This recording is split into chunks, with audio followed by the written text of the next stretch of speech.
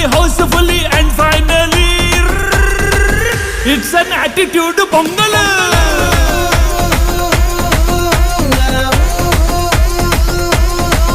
It's a blockbuster pongal.